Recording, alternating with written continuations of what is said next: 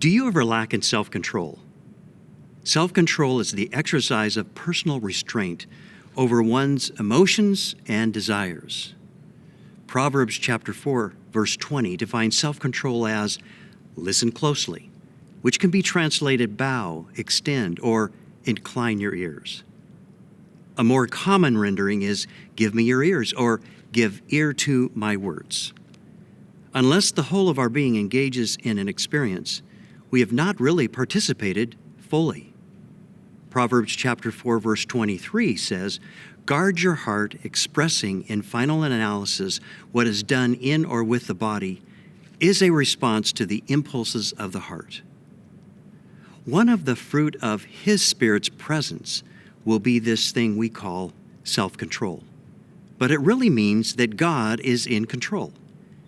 Rick Warren, author of the well-known Purpose-Driven Life book, asked Bill Bright, founder of Campus Crusade for Christ, why did God use and bless your life so much?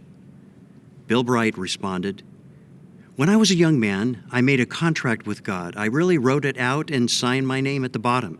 It said, from this day forward, I am a slave of Jesus Christ. Early Christians were the perfect model of self-control. They devoted themselves to the apostles' teaching and to the fellowship, to the breaking of bread, and to prayer. Their lives were shaped and changed by the things to which they committed themselves. Their commitments made them teachable, congenial, thankful, and prayerful. A worldly image of self-control is the Spartan soldier, an individual of strict self-discipline and frugal habits. He lived by a rigid code of conduct. He endured because he had a will of steel.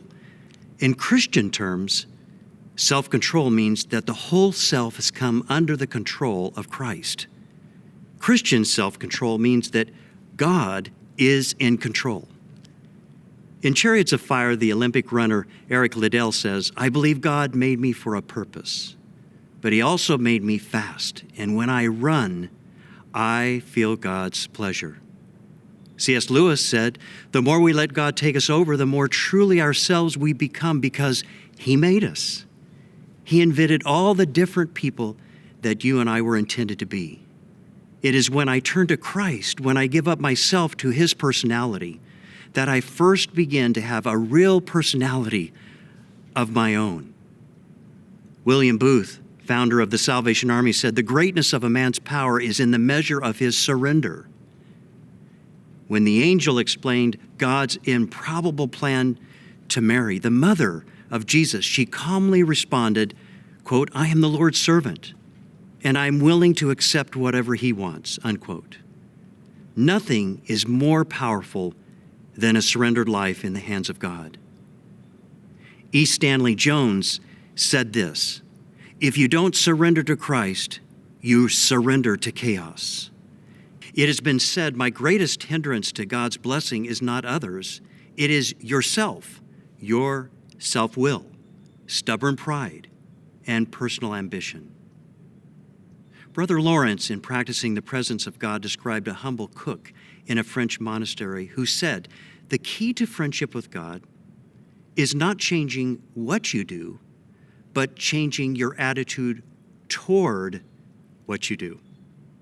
What you normally do for yourself, you begin doing for God, whether it is eating, bathing, working, relaxing, or taking out the trash. So self-control. Self-control is about the Holy Spirit helping us to order our lives in ways that reflect and reinforce our commitment to Christ and living lives that honor Him.